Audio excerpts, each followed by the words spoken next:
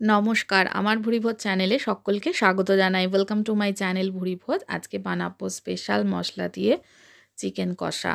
তার জন্য প্রথমে কড়াইতে সর্ষের তেল দিয়ে দিলাম। সর্ষের তেল দিয়ে আলুগুলো ভেজে নেব। আলু ছোট সাইজের আলুগুলো ব্যবহার করেছি, অল্প অল্প খোসা রেখে দিয়েছি। খোসা রেখে এটা নুন আর হলুদ দিয়ে প্রথমে ভেজে নেব। আলু পছন্দ না করলে আলু ছাড়াও চিকেনের এই রেসিপিটা তৈরি করতে পারেন। আলু ছাড়াও ভালো লাগবে। নুন হলুদ মিশিয়ে নিয়ে আলুটাকে 2-3 মিনিট মতন ভেজে নেব। আলু ভাজা হয়ে গেলে এবার এর মধ্যে দিয়ে দেব নুন হলুদ মাখিয়ে রাখা চিকেনগুলো। চিকেনটা আমি ভালো করে ধুয়ে পরিষ্কার করে নিয়ে এর মধ্যে নুন আর হলুদ মাখিয়ে আধ ঘন্টা রেখে দিয়েছিলাম। এখানে 800 গ্রাম চিকেন রয়েছে। নুন হলুদ মাখানো চিকেনটা দিয়ে দিলাম, আরও একটু হলুদ গুঁড়ো দিয়ে দিলাম, দিয়ে ভালো করে এটা একটু মিক্সড করে নিয়ে আলুর সঙ্গে চিকেনটাকেও একটু নেড়েচেড়ে ভেজে নেব 2-3 মিনিট মতন।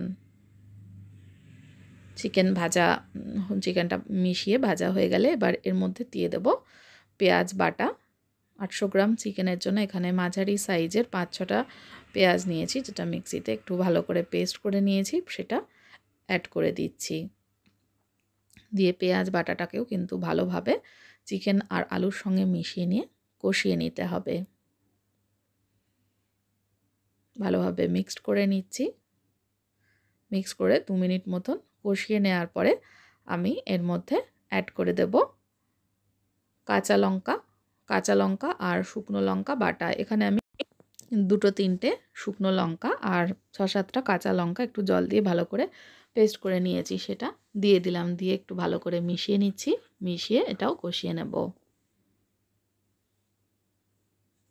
ভালো করে মেশানো হয়ে গেলে এবার 2 মিনিট মতন কাঁচা লঙ্কা বাটা শুকনো লঙ্কা বাটাটা কষিয়ে নিয়ে এবার এর মধ্যে দিয়ে দিচ্ছি আদা রসুন বাটা। একটা বড় সাইজের রসুন খোসা ছাড়িয়ে বেটে নিয়েছি, আর 1 ইঞ্চি আদাও একই সাথে বেটে নিয়েছি। বেটে ভালো করে এই আদা রসুন বাটাটাও ভালো করে মিশিয়ে কষিয়ে নিতে হবে। একদম যখন মশলাটা শুকনো শুকনো হয়ে যাবে তখন বুঝতে হবে এটা কষানো হয়ে গেছে। দেখুন শুকনো শুকনো হয়েছে, মশলাটা তলায় লেগে লেগে যাচ্ছে। সেই পর্যায়ে এসে আমি এর মধ্যে বেশ খানিকটা জল দিয়ে দিলাম। দিয়ে ভালো করে এটা সেদ্ধ করে নেব। এরপরে তৈরি করে নেব স্পেশাল মশলা।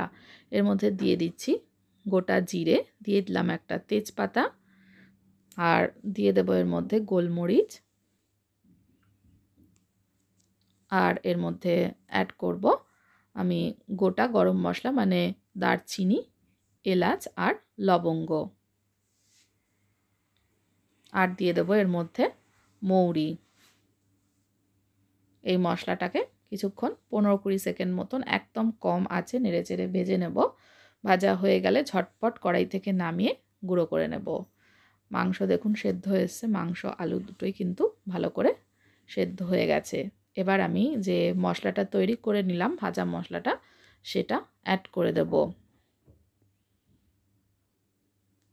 ভাজা মশলাটা অ্যাড করে দিচ্ছি। এই ভাজা মশলাটার জন্য কিন্তু ভীষণ সুন্দর একটা আলাদা ফ্লেভার আসবে, অসাধারণ হয় খেতে। এইভাবে চিকেন মাটন দুটোর ক্ষেত্রে কিন্তু এইভাবে তৈরি করে নেওয়া যায়। এই মশলাটা দিয়ে করলে ভীষণ ভালো লাগবে।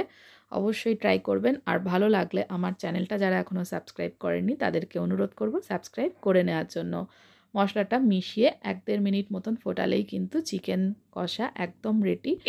গরম গরম ভাত, রুটি, পরোটা, পোলাও, ফ্রাইড রাইস, বিরিয়ানি এগুলোর সাথে অবশ্যই এটা ট্রাই করে দেখতে পারেন।